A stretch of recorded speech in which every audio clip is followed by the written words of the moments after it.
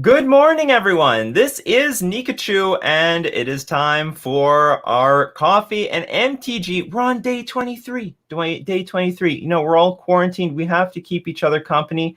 Day 23. Let's have a cup of coffee together. And let's get yourself a cup of magic because we are ready to be talking some magic today. Can't wait for all of you. And we know there's been a big shakeups recently, both standard, historic, and also with the companions. People have a lot of comments and opinions about it. And already I'm getting a lot of feedback that people are not happy with historic. They're playing against Winota decks constantly. They thought that they were going to fix the problem, but in actuality, they didn't fix anything. But very interesting times. I still really love historic as a format. I still really enjoy it, and I bet there is still a way to combat the Winota decks, especially if the format's going to get really narrow. But still, Winota is ridiculous. Hello, Natural Good 123. Good morning. Good morning, Shock Onion. Good morning, Blizzard Beam. Also, I'm losing my sanity arguing with people, arguing that Winota is fine in historic. I am totally with you. Winota, I understand the perspective of some people on this topic, that, there is interaction for Winota. You just kill it with any sort of removal spell. You bounce Winota. There's a lot of ways of dealing with her. However, I think if the opponent builds sort of a more aggro deck that is not founded on Winota, that can win in other aggro ways, Winota is just a huge problem and is incredibly lethal because they've got the aggro plan plus the Winota plan. But those mana dork decks that are just all in on Winota, let's like Winota or bust, I can see, the counter spell plan, the removal plan working against that. But if they're more diverse with the threats, then the interacting with Winota plan doesn't work so well, because you got to interact with all the other threats first before Winota comes, and then you don't got to have interaction. They just hold up Winota until you tap out. Oh, you're tapped out? Well, goodbye counter spells, goodbye creature removal. That stuff isn't going to work anymore. Good morning, Lord Magicus. Good morning, Stream Elements. People are telling me if I can't beat Winota, I can't beat Gruul either, which is, that's complete bullshit. That's complete nonsense. That's not true at all. I can easily beat Gruul. I just do all the appropriate blocks, and then that's it. I can't block things that are indestructible. I can't block things that are indestructible. Winota, Winota's complete nonsense. What Winota says, it's things come into play. Things come into play. You look at the top 6 cards. You can put a human creature on from among them onto the battlefield, tap and attacking. It gains indestructible until end of turn. Put the rest of the cards on the bottom of your library in any order. I think this is ridiculous. On the surface, it looks fair. You have to have this really weird mix of non-human creatures, and you're only allowed to put a human in play. But I don't know, it just ends up being completely busted. When they tap and attack with 4 non-humans, they put 4 ridiculous creatures in play, and it's basically unbeatable. It's basically unbeatable. Good morning, Mikey J. Good morning, the pessimist scientist. Good morning, Thomas. Good morning, Nielsen. That's right.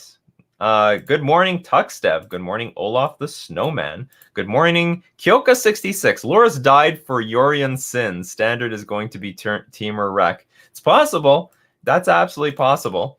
Dexter Johnson, good morning. I love seeing all the familiar faces. Just out of curiosity, is the 1 hour later better or worse? I don't know. Should the show be a little bit later? Should it be earlier?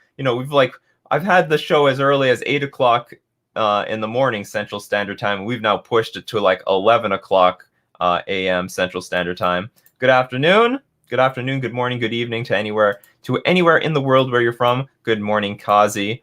Good morning. Oh yeah, change the category of the show. So okay, so I'm slightly prepared for this. Where did they put me? Update information. Okay, did it update? So what I'm doing is I'm manually doing it off like I have like I have multiple streaming programs at my disposal here. Did we change it? Did we update the information? I think I did good. I think I did good.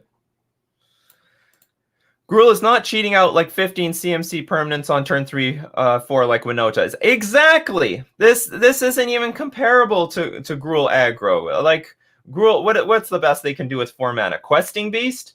That's nothing compared to Winota Joiner of Forces. It basically goes wide. You can't interact with the creatures that come onto the battlefield. You can't. If I could at least block the damn things and trade, I wouldn't feel so bad, even though Angrass Marauders is still ridiculously broken, but whatever.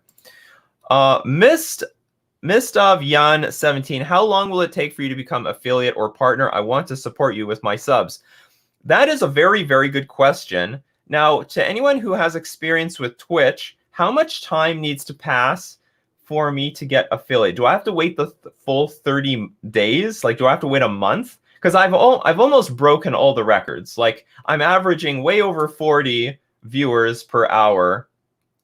I'm averaging like way over 40 viewers when I only need 3. I am over 200 like followers when I only need 50. Well, I'm breaking all the metrics. All I need to do is stream for 7 separate days. After 7 days, can I apply, or do I have to wait a whole month for this to happen? Either way, we got to start it at some point. Usually people start on Twitch when they're like nobody. I'm starting on Twitch when I'm everybody. And so we just have to, you know, play by the rules, get through all the Twitch metrics. We have to get through all the we just have to, you know, play by the Twitch rules before we get them. You get the followers, then you get the viewers, then you get the money. Something like that. Things that let you put stuff in play regardless of CNC tends to be always busted. Yes. Anything into play is busted. Tutoring to the top of your deck, fair. Tutoring into your hand, getting unfair. Tutoring into play, bullshit.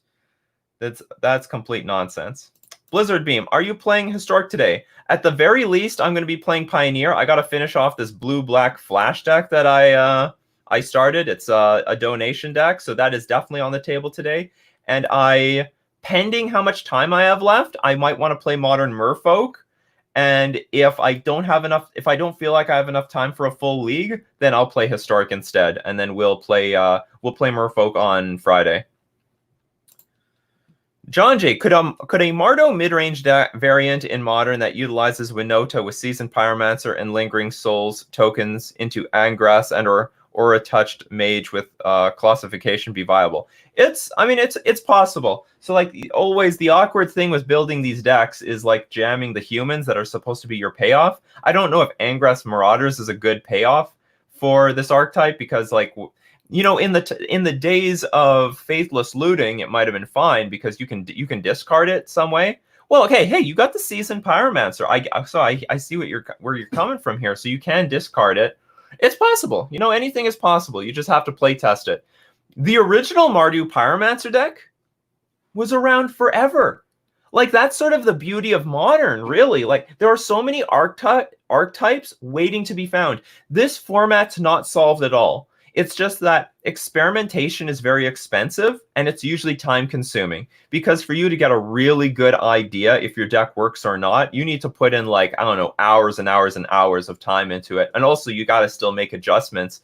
And you have to make, like, a really good judgment call after, like, a few leagues. Even if you lost, is the deck working? Or even if you won, is the deck like not actually working, even though that you won? So it's possible. Like, the original Mardu Pyromancer deck like had all the tools in the first place. I don't think there was anything new. Maybe the most new card was Fatal Push, but aside from that, the rest of the core was there the entire time. And this deck was created, so maybe you can make another Mardu deck very similar to that. Kyoka says it's worse for me, but it's okay because you got to go to school. That's right. I do have to go to school. So yeah, the timing is weird. This is my normal lunchtime, so it's better for me. For some people, they are on lunch break. So the timing is better just so that I can do my normal tasks at work. We have some people saying I'd have it at 6. I don't know what you're saying. 6 at my time, 6 or at your time. If I start at 6 Central Standard Time, there's still definitely people who are still asleep. Dexter Johnson says most of my meetings are early, so I like this time better. All right, in Europe here, it's fine. Time is always plus 5 hours or like plus 7 to 8. Good morning, Georgiarza. Happy to find you now in the morning. Absolutely. Yeah, we got to say good morning to everyone. If you're watching live or you're watching on the replay, thank you for joining me today. We're going to have some great discussions about Magic the Gathering. Get yourself a cup of Magic, because I certainly have myself a cup of the delicious Nescafe dark roast, Nescafe Gold dark roast from Nescafe. Delicious coffee. Very happy about this brand of coffee. And hopefully, maybe they'll sponsor me. Still got, I got to get that proposal in like really soon, because like I'm only gonna promote them for free for like a few more days, and then after that, no one's gonna know what kind of coffee I drink. Good morning, Spine Fluke. Tribals matters, MTG. I had a question for you. Do you think that Teamer Flash Merfolk with Royal Science could work? So I think the most difficult part of making this work is just the mana base. So if you want to play with a Planeswalker, you got to say goodbye to things like Cavernous Souls, Unclaimed Territory, Engine, Ziggurat, which would make the mana base painless. So the biggest problem Merfolk has once it adds a second and even a third color is how much damage they're taking, because the fetches, the shocks, the Horizon lands, they all add up. They're painful. You shoot yourself for tons of damage. And as a very clunky deck, we're not very good at mitigating damage at all. Like, we're terrible. So once we go, like even after we go to a second color, Burn and Prowess has a huge advantage against us. It's really difficult to beat them. So I would say the best time for something like Teamer Flash, and I'm not exactly sure what the list looks like, but I would just say that if you're going to go 3 colors, make sure that Burn and Prowess are not very prevalent in the metagame, or you have like some really good answer for them. I understand if you splashed black, you have access to Fatal Push, which can kill the Prowess creatures. But like in Teamer, what do you got? You got like Lightning Bolt. Just something to think about. Like I said, anything's possible. But the reason that like Merfolk has never gone to like 3 colors is because that now is starting to go super painful, damaging mana base. You can Embercleave in turn 3 with Gruul. Yeah, you can, but that's a little bit easier. I don't know. I have not had that big of a problem with Embercleave. Embercleave is a dangerous card, but they still have to set that up. Good evening, Ciao Zamba. And Indestructible is a little too much with Winota. Tuxstep says, it's possible once you hit the stream time bottleneck might be enough. All right, let's try. Affiliate is automatic once you hit the metrics. Okay! So maybe in 7 days, how many days we have to go? I have streamed for, this is my 3rd day, so we have 4 more days. Maybe by Monday, I'll be affiliate. Maybe I'll stream on Saturday just to make sure that we hit all the numbers, because this is my 3rd day. Thursday, Friday, Saturday. Oh, I need 2 more days. All right, we're going to wait till Tuesday. I'm not going to, like, try that hard to get to affiliate. You need 8 hours of streaming time. I have 6.5 already. Like, we're going to hit, like, I'm going to hit all the metrics except... I'm going to blow away with the metrics, by the way. I'm going to hit all the metrics except the 7 days thing. That's just going to take time. And then I don't know if we're going to hit partner or not. I don't even know if I want partner. Like, can I opt out of that? Now that I think of it, I get, like, as an affiliate, I get all the benefits. And then I can stream this everywhere. I can stream this on Facebook, YouTube, Twitter. I can stream the morning show everywhere. I would have the gameplay regulated to Twitch, but, like, the morning show, like, why don't I stream that everywhere? I don't think there's anything wrong with that. I'm getting punished for getting too big. Or Twitch, pay me more. Pay me to exclusively be on this platform, but affiliate is like, whatever. I get all this stuff. Affiliate gets like everything that partner does, except the blue check mark.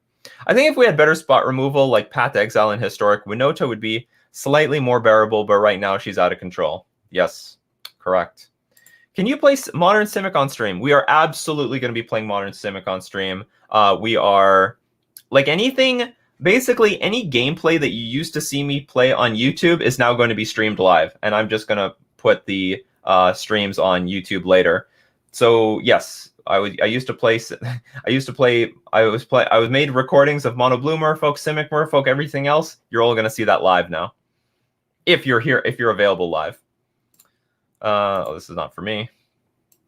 Tribal Matters MTG. I put the question marks at the wrong end. Do you think that Teamer Flash? Oh, I got it. I got ya. I'm not bombarded yet by questions, although I should be. So, I mean, if you want to get, we're on Twitch. So if we're on Twitch, you can just give me the @. I mean, I'll still respond to the triple question marks like we did in the old system, but you can @ me here, and that should be clear enough for me to find you if you have a question. Will Abzan mid-range ever make a strong return in Modern? Absolutely. I think so. I mean, if you ask me if like Simic or Teamer was ever going to be a big mid-range / control deck, at the time, like 5 years ago, I would have said no. But, over time, Wizards does like to push things in certain directions. Let's give this to the color pie. Let's give this to the color pie. Let's get, let's try to help and enable these other parts of the color pie and archetypes. So absolutely, I think over time, the thing is, Abzan had its time in the sun like 5 years ago. Like Abzan was totally a thing. It was after they banned Bloodbraid Elf and Deathrite Shaman. There was a very good, clear reason to go away from Lightning Bolt, play Path to Exile, play Siege Rhino, play Lingering Souls. So Abzan was around. And I wouldn't say because of cards, it was because of bannings.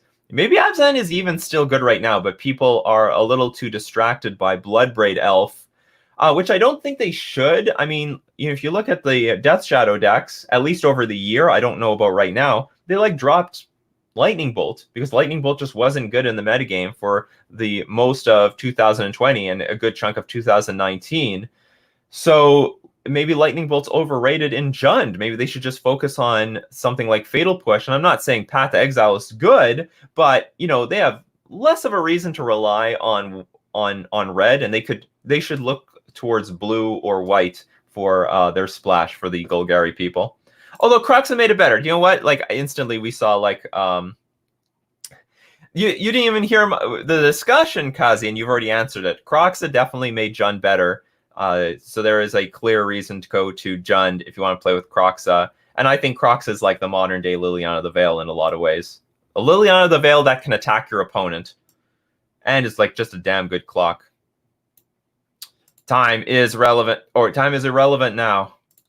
Greb says, what companions do you think will still see play? So in Modern, Lurrus, Yorion, I think Gyruda will still see play. Those ramp decks will just pay for the cost if they need to, somewhere along the lines. I think those ramp combo decks, I don't even think paying the cost is even that big of a deal, because by turn, there will be some turn that they have nothing to do, so they just pay the 3 mana to put the Gyruda in their hand, and they have like a bunch of Gyrudas in their deck, so some decent chunk of the time, they'll naturally draw one of the 3 Gyrudas in their hand by the time that they want to play it. So I think those 3, Giganta for sure will also still see play. We'll see it in Tron because they don't mind paying the mana anyway. Like I'm pretty sure we'll see it in Tron unless they really need that sideboard slot. But you know what? A random 5/5 creature, I think that's exactly what Tron wants. We might still see it in humans because it's just a random. Why not have a random creature if you want? Silent Dirge, I'm here for the Merfolk and chill. Yes, thank you for joining me today. I've got my cup of magic. That magic is called Nescafe Gold Dark Roast. The Dark Roast, people. There's Nescafe Gold. Like, if it doesn't have Dark Roast here, and it's a little subtle, if it doesn't have Dark Roast there, that's not the one that I drink. I'm not going to say anything bad about that one before I get any sponsorship or during the sponsorship. I'm just saying I don't drink that one. Delicious cup of coffee. Turns out if you balance the game around mana and make cards that can bypass the mana system, it can cause problems. See Affinity, Ivug, Phyrexian mana. Yeah, I mean, if you they stop with the 0 mana spells. Stop with the 0 mana spells. Legit question. What day of the week is it anyway? What day of the week? Okay, so as of the recording of this, it is Wednesday.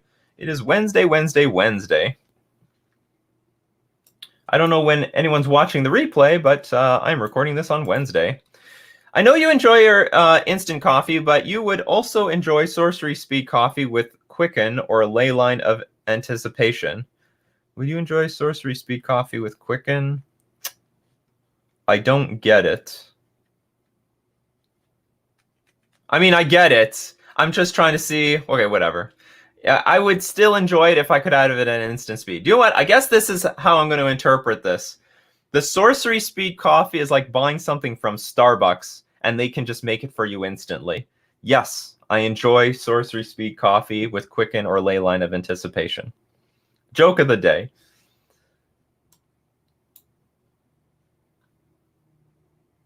Partner I have to apply for? Okay, good, because I can decline it forever. I don't know if there's any advantage to being partner these days.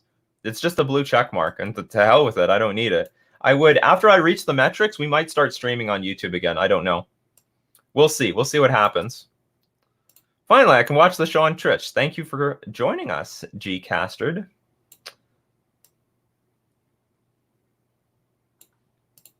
Lucas Pack, Nikachu MTG, just tuned in. Have you seen the possible leaks for M21?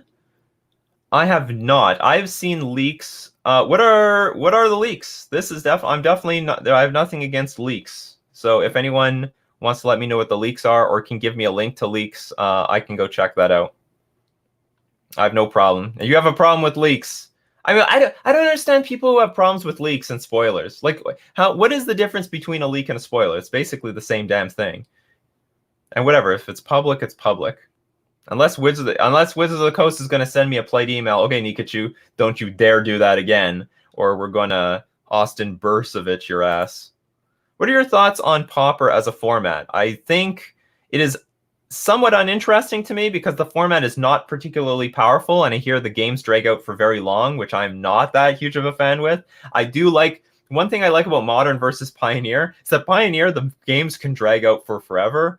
I hear that's a huge problem with Pauper right now because there are just not any win conditions to help really close out games, and you end up just like grinding out advantages versus another person who's just grinding out a way of preventing themselves from dying for a very long time. And another thing I don't like about Pauper as a format, like I think Pauper as a format is a really good casual format. If you love it, that's great, and it has its own unique card pool that is very interesting for designing around. But as a competitive player, I'm not a fan of it because there aren't any okay, I won't say there is no competitive formats, like there's no competitive tournaments, because they're starting to support it slowly online, but it's not where I want to focus a lot of attention on. That's all. Len says, Nikachu doesn't like Pauper. I just don't play it, that's all. If other people like it, that's fine. Niels Nielsen asks, do you think it's good financially for Wizards to take Modern in the direction they are doing right now, or would it make more sense to make Modern more accessible? I think it would be way better to make Modern more accessible. I think they fucked up, and I think they know it, and they're going to make changes. Wizards is good at changing things. They like to try things, but if they screw up, they're going to make the appropriate changes. You know, they'll make the appropriate bannings. They're going to move things back to how they were before.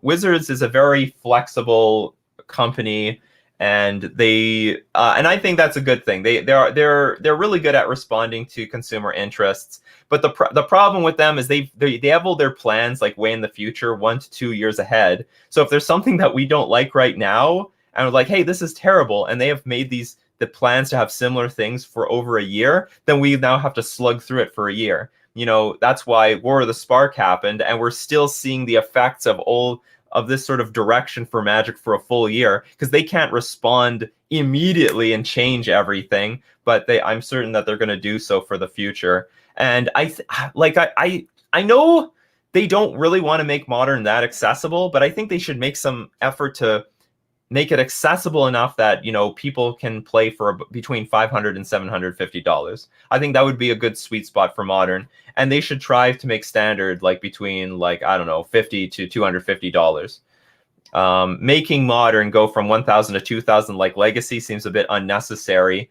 because they should just continually cash in on the cards that keep getting expensive. And they should be pretty nimble and quick about getting these sort of sets out. And even if it was once every 2 years, a master sets designed to help crush the price of the cards.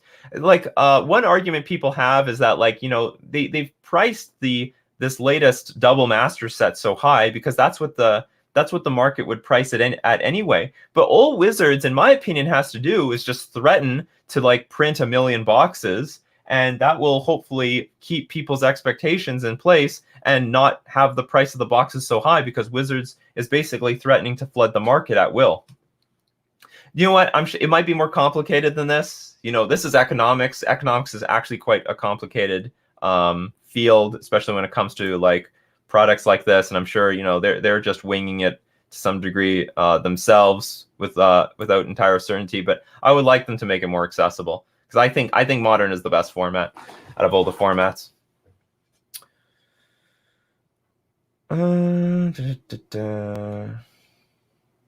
I'll buy a tin of Nescafe if you get sponsored. it would be better for me if you bought the tin and then I told the sponsor, hey, look, I influenced someone to buy the tin. That's okay. We'll see if we get sponsored. Cheating on mana is like 95% of what causes bans to be necessary. Absolutely. It's Wednesday, my dudes. Nikachu Mtg, what coffee before Nescafe did you drink?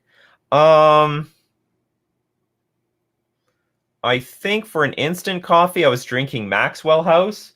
Before I met my girlfriend, okay, so like we were drinking, I don't know what brand, but we were drinking a drip coffee. Like we were brewing our own coffee, and I don't remember what the brand was. It like came from Costco. But before I met my girlfriend, I think I was just buying like Maxwell House or something like that, just because it was like this giant canister. You know, when I look at something like this, it's so much smaller. I don't remember why, but my girlfriend brought this home one day, and I drank it. I'm like, my God, this thing's amazing. This is really good. And then like instantly, I didn't even want to drink the brewed coffee anymore. And I was just drinking from here. And then at some point, my girlfriend just got tired of making the brewed coffee after she tasted this, and she just drinks this now. And the coffee maker is just collecting dust. That's all it is. Delicious Nescafe Gold Dark Roast.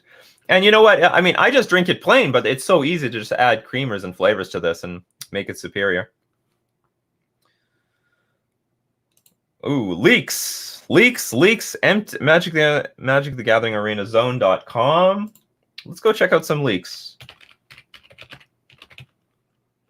/core set 2021. I'm not doing this. What do we get here?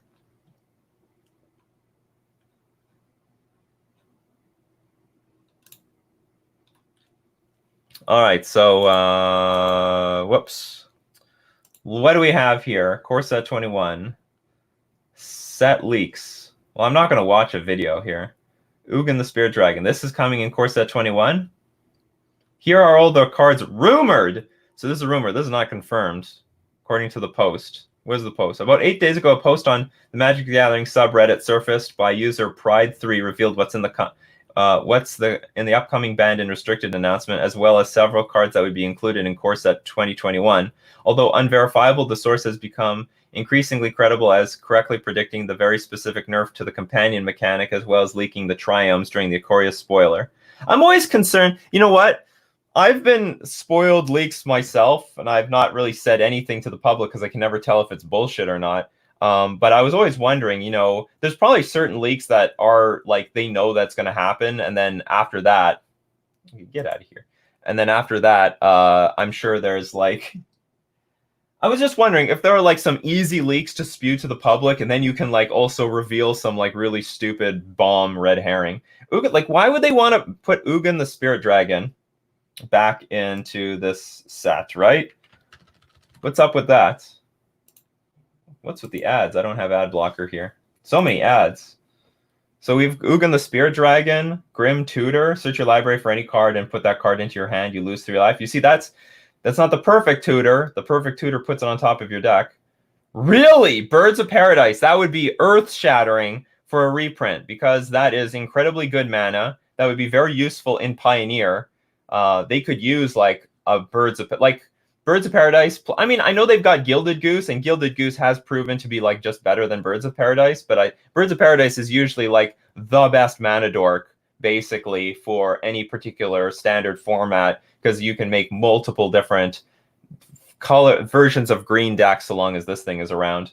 Is that it? According to the source, Birds of Paradise will no longer be in Core Set 21 due to being leaked early, but this may not be true as we have more information on this below.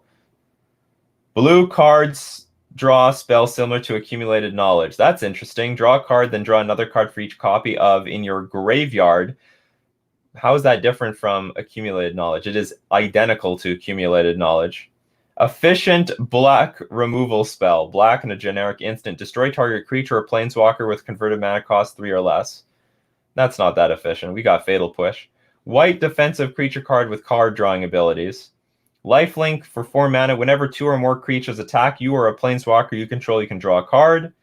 Whenever an opponent casts a second spell each turn, you may draw a card. That's interesting. That's a cool ability. So if your opponent tries to like get a little too greedy, playing too many spells a turn, you start benefiting.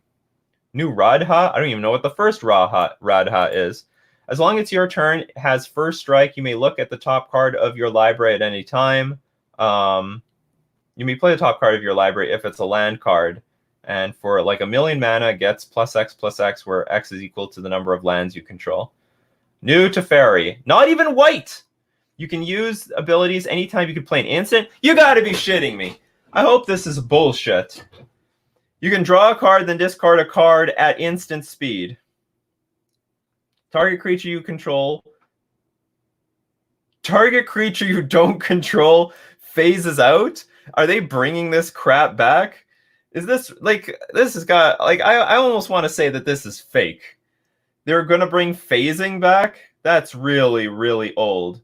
Is that like but is that the mechanic? I think Mark Rosewater said that there's going to be like an enchantment using like a mechanic that we have not seen in an incredibly long time. So like there's like a non-evergreen mechanic that's coming back on an enchantment or something like that. So maybe it's phasing. Take 2 turns after this one. What does loyalty starts at 5? So that's hard to get to. Finally, they're making ultimates that are basically impossible to get to these days. But 4 mana for a Teferi. No white either. Well, I guess that's fair. Like, Teferi originally was just a mono blue card. Teferi's protection until your next turn. Phasing is a very old mechanic that inspired cards like Flicker and continue to be featured on cards like Yori and Sky Nomad. No, phasing is a completely different ball game. Things like phase in and phase out when they have phasing. Phasing means they take a turn off. However, phasing did not make a one of appearance most recently. Oh, it did make a one of appearance most recently in the Commander 2017 card, Teferi's Protection, with an updated reminder text. So that does not seem completely out of the question. What was the reminder text? They're treated as though they don't exist. They phase in before your next untap step, during your next untap step. Yes. What other rumors? Fires of Invention will be banned in Standard. Oh, is this the original? This is the original post, I guess. Dog Lord? Oh, apparently, so is this the Lord that we've never seen a Lord for? So at 4 mana, whenever you cast a dog spell, create a 1/1 cat token. What the hell? Whenever you cast a cat spell, create a 1/1 dog token. So the idea is dogs attract cats and cats attract dogs. And then if you tap 3, deals damage to any target equal to the number of dogs you control, and you gain life equal to the number of cats you control. This sounds like some unglued card. Dog Lord. No, but we don't see, this is not a Lord. Well, the card is not the original post. A cryptic comment on a different post was made from the same source. Core Set 2020 introduced some popular tribal synergies, such as vampires and elementals, and further revealing information below shows that it is not completely out of the question. Core Set 2021 previews begin on June 4th, so very soon. Look at that doggy. Oh, that's a cute doggy. Is this the new Teferi that we're supposed to fear at 4 mana? Looting at instant speed. And Mark Rosewater's 2021 teaser. At the same time, he posted a tweezer, Ruff, the underdog champ. All hounds are dogs. Will rather this to be true. And First Strike Lifelink. If you lost a game this match, card name and other dogs you control get +1/+1. So maybe the new Lord is going to be dog or hounds or dog hound. Whatever, we're going to see something like that. Yeah, this further confirms the support for the dog creature type. I mean, we got cat, so why don't we have dog? Again, this confirms stuff. Anything interesting? Ghostfire's coming back? I don't. A popular character first introduced in flavor text. Oh, it's just a character.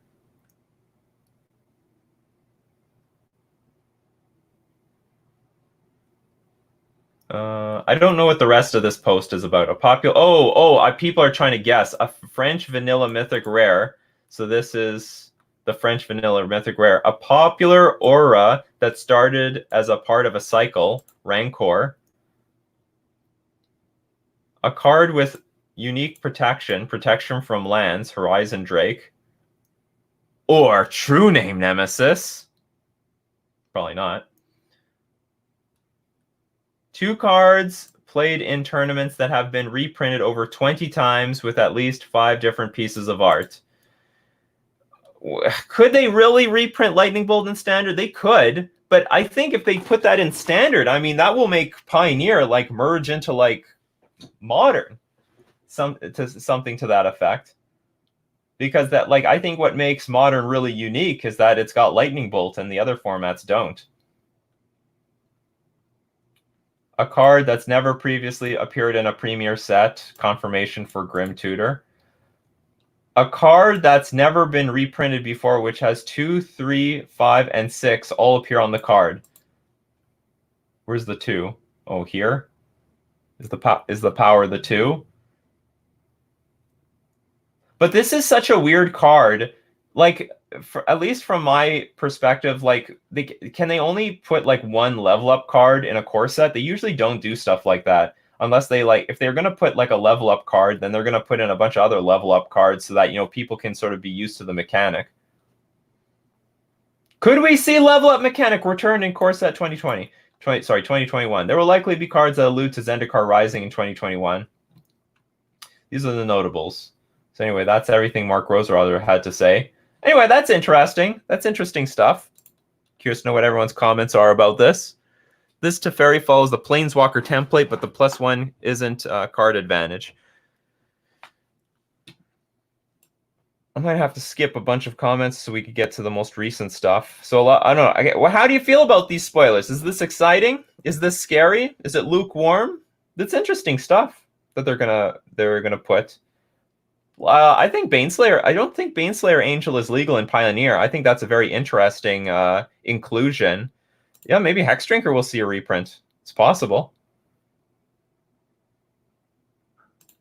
Nick says, what differentiates Pioneer from Modern? They even have a fetch land now. Well, we have all the fetch lands available, so our mana is really good. Okay, so there are 2 big things presently right now. We don't have oppressively disgusting cards like the Tron lands, Chalice of the Void, and Snaring Bridge Blood Moon. And we also, Modern has a way better mana base. Like right now, there's so many parts of the color pie that have just really crappy lands. Like even blue-white, just Azorius barely can get things together. So the mana is relatively crappy in Pioneer, and it's preventing a lot of archetypes even from coming into existence. So it's tough in Pioneer. So those are the big differences. So you can play anything in Modern, but you can't play anything in Pioneer because everyone's restricted by mana base. That's why we see like a lot of mono red, mono green, mono black decks, because those have the cleanest, easiest mana bases. And a lot of the decks that we see exist right now mostly exist because the mana base is like just the best. Let's see, is there any questions? Aurelian Soul. Hello. Was Demir Safe on YouTube? Oh, okay. Anyway, would you play this in the Modern Merfolk deck? Tide Force, Sentinel cost, blue creature, Merfolk Soldier, 2/1. Whenever another Merfolk enters the battlefield under your control, target land becomes an island in addition to its other types until end of turn. Yes. Just as a 2/1 creature for 1 blue, I would definitely play that. And the fact that I can have I can get Island Walk out of it is just goes way over the top. Could you do a coffee taste test competition? Probably not.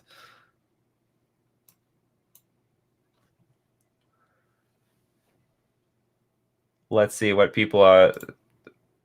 Oh, I believe what is this? My brother? I think my brother's here. This looks like a username my brother would have.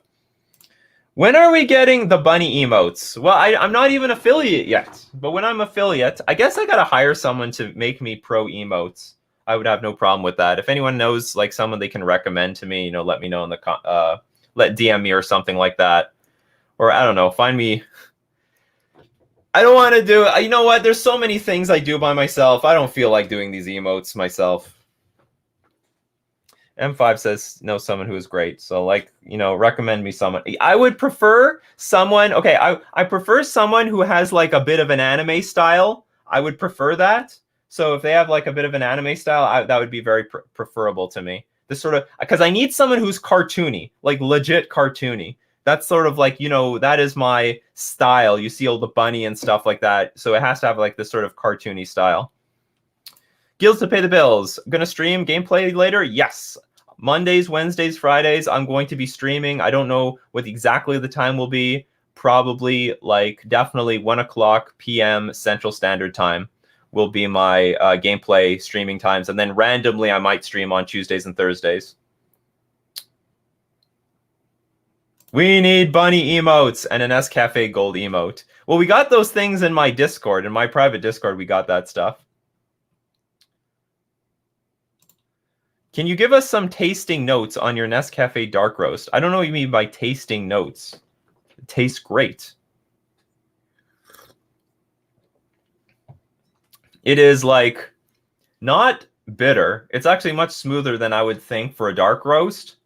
And the flavor is not so, it says dark roast, but in my opinion, it's like it has a bit of a smooth, sweeter taste than most coffees. Just in my opinion. And I don't think it's that bitter. I don't think it's that aggressive as some other coffees. M5, you got to DM this to me or something on Twitter or Facebook because I will completely forget after this show. If it's my style, then that would be great. Lucas says, I'm not really used to these older cards like Bolt and Birds of Paradise, but I feel like I would really like them in Magic the Gathering Arena's historic.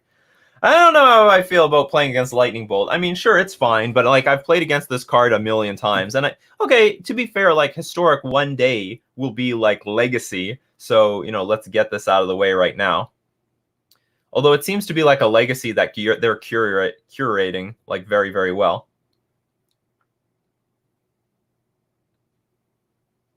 But we're going to get the bunny emotes. We're going to get the bunny emotes. Yes, we're going to get the bunny. But we need the bunny emotes. The bunny emotes. The bunny emotes. I have a friend who studied character design in Tokyo. He doesn't usually do commissions, but I could ask him.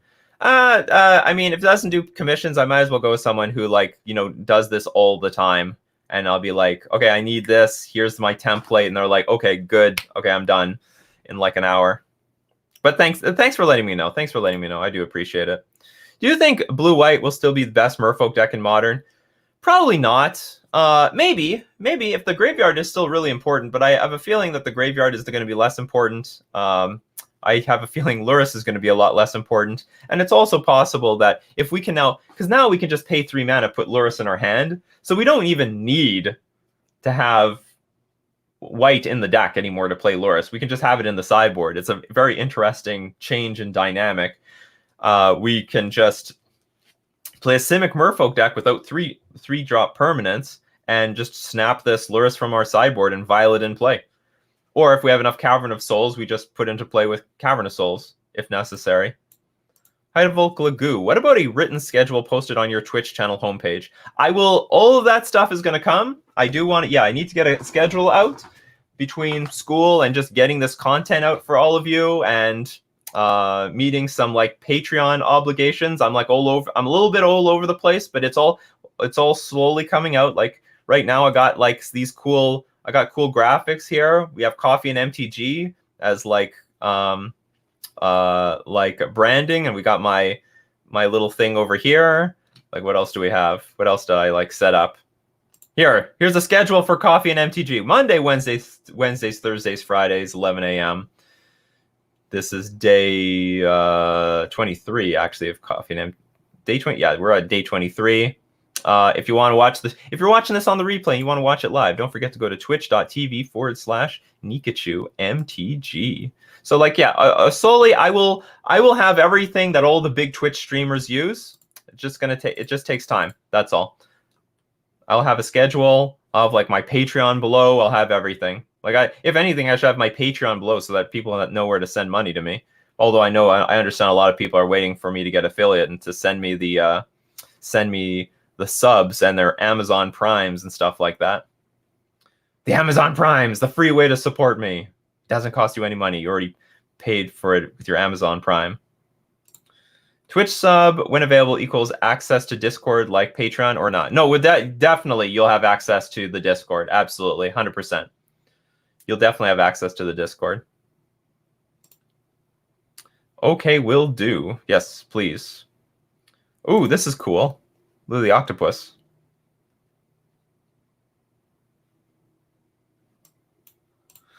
Why isn't Kyora's creature type Merfolk? They're breaking my lore. I mean, like, Thassa should be a Merfolk too.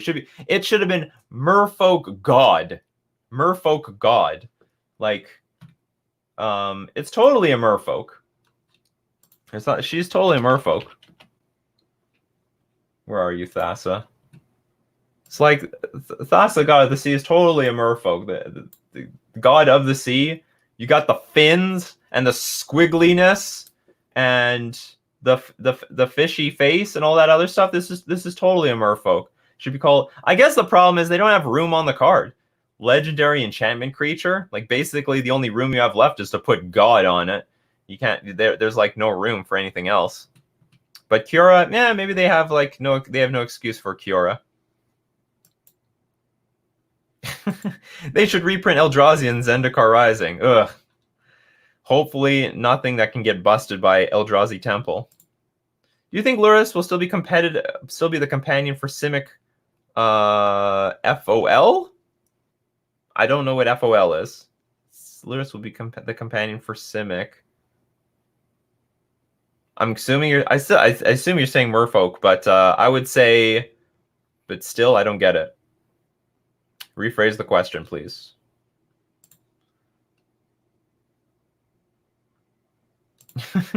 Slayerfall says, fairly sure you don't need more creature types after you are a god.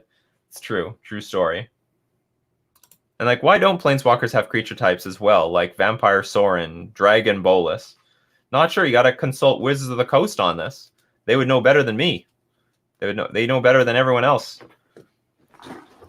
Why not put the damn thing on there? You know what? Okay, do you know what I'm getting upset with? We have to get rid of the stupid... Okay,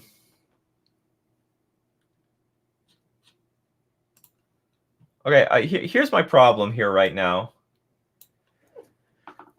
In the old days, you can only have one planeswalker out with the name Teferi. If you have multiple Teferis in play, one of them has to go. And I don't know about the rest of you, but I think we should bring that rule back. I'm a little tired of seeing more than one Teferi on the battlefield. Not only does it not make sense, but it's fucking busted as hell to be able to play like multiple of these like really powerful types of planeswalkers. I also hated facing down a Liliana the Veil and a Liliana the Last Hope. If you want to play with like multiple of these planeswalkers, then just play with them as a 1-of or 2-of so you don't like draw into too many of them. But I would actually really like it if we were talking about the names. I really want the old planeswalker name rule back. Maybe it's not mandatory, because like it doesn't punish you for having like the card in your hand. Like if you have Teferi Time Reveler out on the battlefield and you want Teferi Hero of Dominaria out, you get punished for playing the newer Planeswalker. You lose the old card. But like, my God, having multiple of the same Planeswalker on the battlefield also is just a fucking beating. They should just either make like more Planeswalkers, or I don't know. Maybe it just defeats the purpose. I'm just ranting a little bit here, but that's how I feel about this stupid rule. Okay, Gills to Pay the Bills has reframed his question. Will Lurrus still be played as the companion for Simic Merfolk after the ban? Since we can vial him in it is worth the 15th sideboard slot for the niche times we need 3 mana, draw a card. That is to be experimented with. It has never been tried before because we never had access to that rule. So we're gonna have to wait and see. I'm probably not going. Well, I guess I could try it when I get to play with Simic Merfolk. I could try it. It's a possibility. Like, I just don't know. We have to play test it. It's like, I would say every sideboard slot is really precious, but maybe having this Lurrus on hand in the sideboard is going to be worth it the times that we have Vial and we can tick it up to 3. I'm tired of seeing any Teferis on the battlefield. This is how we felt about Gideon.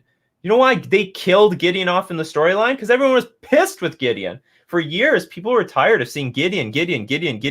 Oh, Gideon here, Gideon there. Oh, Gideon everywhere. Everyone was tired of Gideon. And there was like a breaking point where, there's like 3 Gideons in your standard deck. And then eventually they just killed him off. But they replaced Gideon with Teferi. Now everyone hates Teferi. Like, it's the same problem. You're just like pushing this one character type too much. Even the playing field, there's millions of fucking planeswalkers. Make more blue planeswalkers. Make a Jace, a Teferi, make like 10 blue planeswalkers, make a million of them so you can diversify the attention on all the characters instead of like just the Teferi.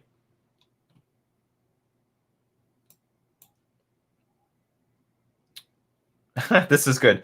Do you believe Lurrus is playable in Simic Merfolk? Or how does the emoji go? Dexter Johnson, in what way do you feel that Wizards wants Magic to be played based on recent sets? Combo control, creature-based strategies. It seems that some strategies greatly overshadow others in some formats.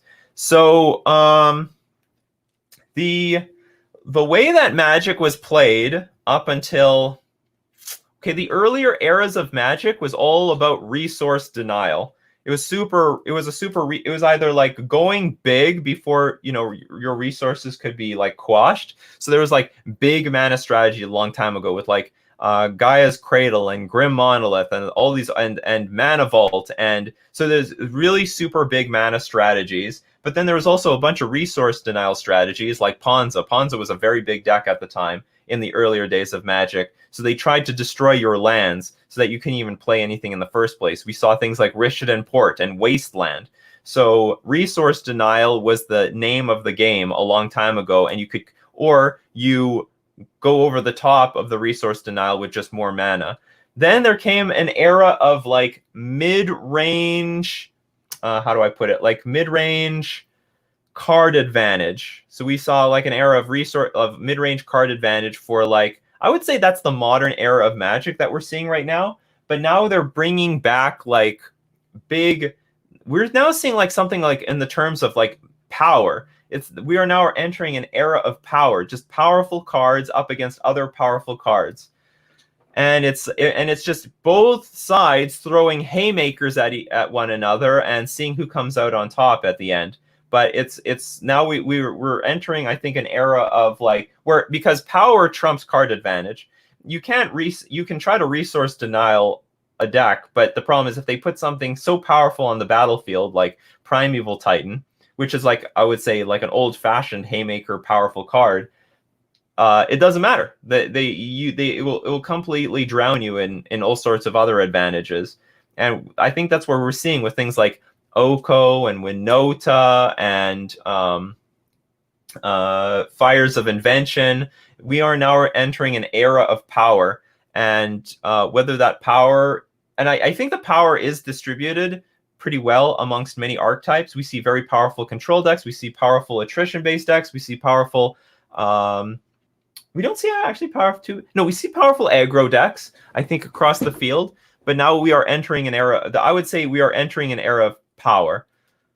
That's basically what I think. Moo SS says, hello, can you check your Twitch whispers when you will be able to? Thanks. You're welcome. I will try. I'm not super familiar with Twitch. I found like all my private messages the other day, and I found that like a bunch of people have been private messaging me for who knows how long, and I just didn't know because I'm just not familiar with the Twitch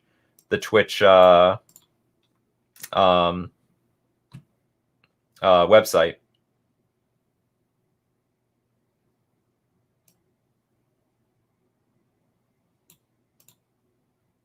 Right. Yes. Will do. Oh, Core 2021 is basically Core set Teferi. I do recall when they announced it, it said for 2021. Well, do you like Teferi? Yes, that's right. If you like, hey, if you're a fan of Teferi, and we know the Control players are, they're going to be happy to see whatever is going to come out in Teferi form. Brother Zora, just a standard player. Do you dabble in other competitive formats as well? I'm not. Well, are you asking me if I'm a standard player? I'm not a standard player at all. I play like I am heavy into modern, and I'm getting heavy into historic. That's like one of my favorite formats right now. But my baby is basically modern. I'm a modern Merfolk master. Because if you're asking me if I'm a standard player, I'm assuming we're meeting for the first time. Welcome, brother Zora. Also, if you want, just a reminder, everyone, if you want your questions answered, remember to give me an @Nikachu or 3 question marks before the question and 3 question marks after the question. Makes it easy for me to find the questions. How do you think the future of Modern will look like with all the powerhouses?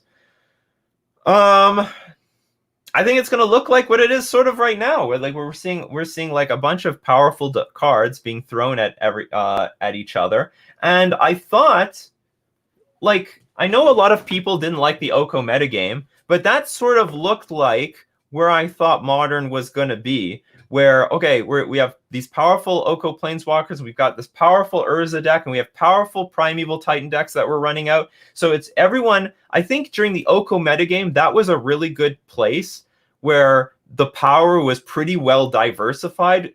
Like, Oko was not like inherently a super proactive powerful card. It was very defensive. It can get offensive later, but it was overall a very defensive card. And we still saw Mox Opal ramp into like Urza builds with Oko, and there was like ramping Primeval Titan decks. So it will be difficult to see how all the decks utilize the power, but I guess the only problem is that if Wizards builds powerful cards that can be played by everybody, that's what upsets everyone. Mox Opal, for example, was tolerated in Modern when there was only one Mox Opal deck, and that was the original Affinity.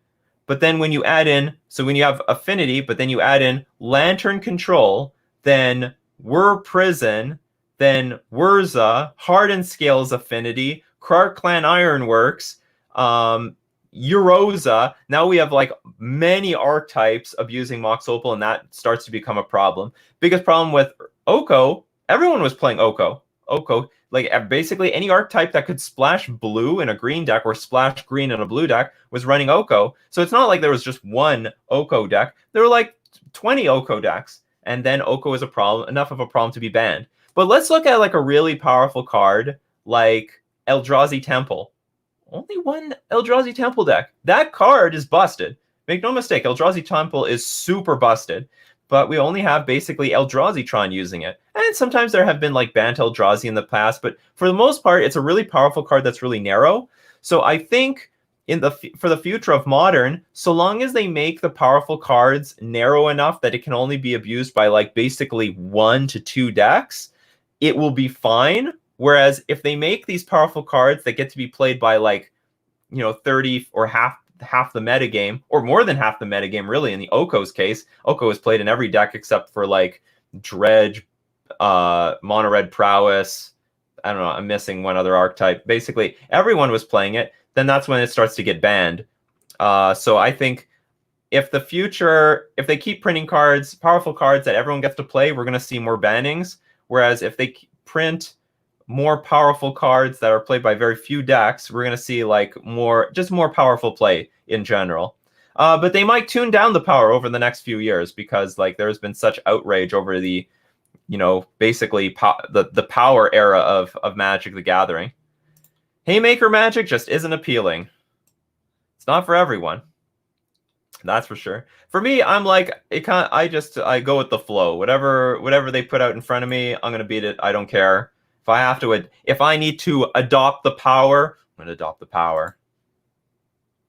We are entering the era of Merfolk. We're just the ones who know it at the moment. That's right. The era of Merfolk is on the way.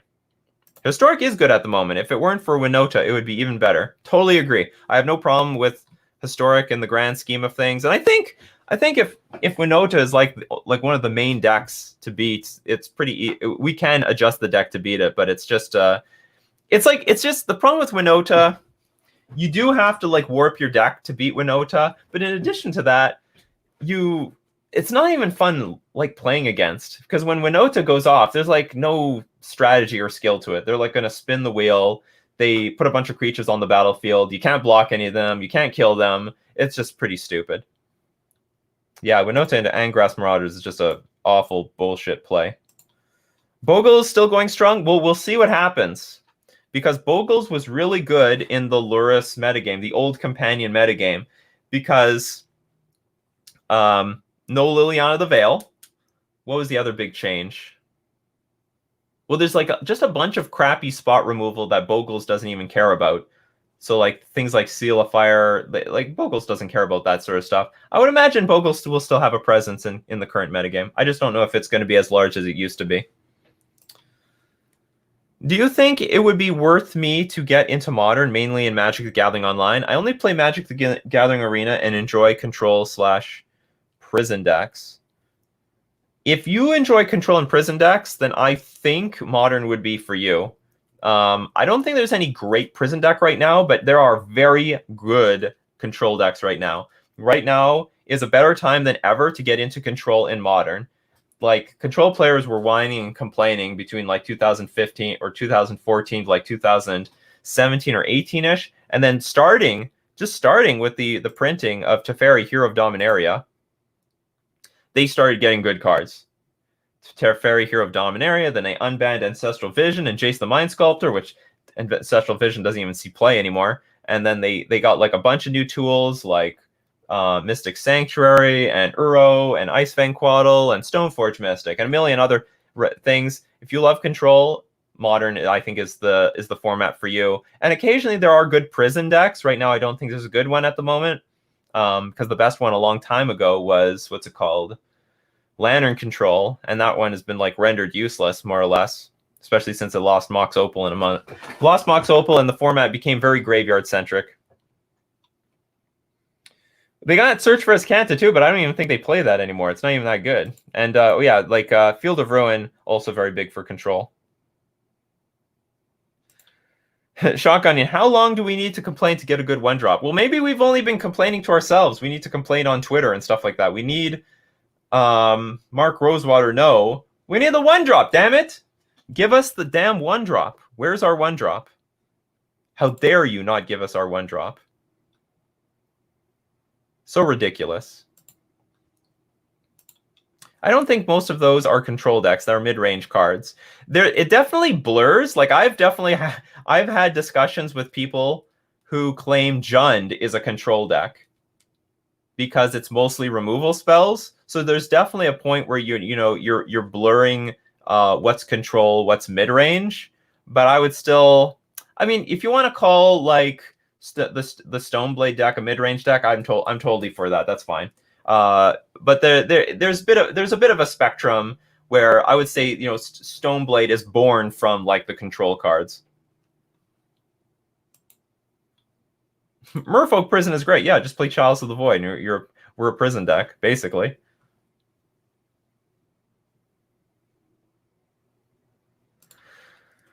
Zarvlad13 says, also, where's Counterspell? Hopefully in Modern Horizons 2, along with True Name Nemesis. I doubt they're going to bring back... Well, I'm for True Name Nemesis, but everyone else is like, no, screw True Name Nemesis. That's like way too powerful. That's ridiculous. What are you doing? You can't bring True Name Nemesis into Modern? What are you, nuts? I think Modern can stomach True Name Nemesis so easily. Like, no problem whatsoever. But, not everyone is in agreement. And Counterspell absolutely should get reprinted into Modern. That, like, it doesn't see any play in Legacy. So, like, what the hell is the point? It might be the spirit of Modern in some way, because it never was printed, period. So it's like not like a Modern card, but still it should be a thing. It should be a thing. Okay, so I think we're gonna wrap it up for today because I have to take a lunch break before I start streaming later. Just to let you all know, if I don't have a banner for like Patreon or anything like that. If you want to support the show, don't forget that you can support the show by, well, I mean, when you can sub on Twitch, but if you're not a Twitch person, you can go to patreon.com/Nikachu MTG. Also remember that we're doing all these morning live. We're doing them Coffee and MTG Monday, Tuesday, Wednesday, Thursday, Friday, 11 a.m. Central Standard Time. I do not have a set schedule exactly when I'm playing Historic. It might be a little sporadic. When I'm playing games, I will be trying to play at 1 o'clock p.m. Central Standard Time on Mondays. I got to make a banner for that. Stream gameplay. Streaming gameplay. 1 o'clock p.m. Central Standard Time. Mondays, Wednesdays, Fridays. So like I will be streaming. I'm going to try to stream gameplay on a regular basis Monday, Wednesday, Friday. I don't have anything clearly set for what it's going to be. Maybe Monday, maybe I'll make it Modern Monday, Wednesday something. Like what I imagine I could do is that I have like I could play Modern on Monday, and then if my league is done early, I go switch and play some Arena at the end of it because, why not, to fill in the gaps. But I'm definitely going to be throwing in, my main things will be Modern and Historic with, some other formats like Pioneer sprinkled in there.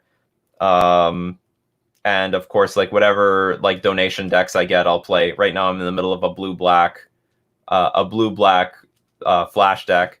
But yeah, this is pretty sweet. So I hope we had some really good discussions today. Thank you for joining me. Oh yeah, also if you are watching this on the replay, you can come watch it live at twitch.tv/NikachuMTG. So I'd like to thank everyone for joining me today for a cup of coffee. We drank a cup of Magic. We discussed some great Magic topics, had some really cool insights into those potential rumors, spoilers, leaks, whatever. I really appreciate all of you for joining and keeping us all company. And yeah, so until next time, take care, and I'll see you next time. Bye-bye.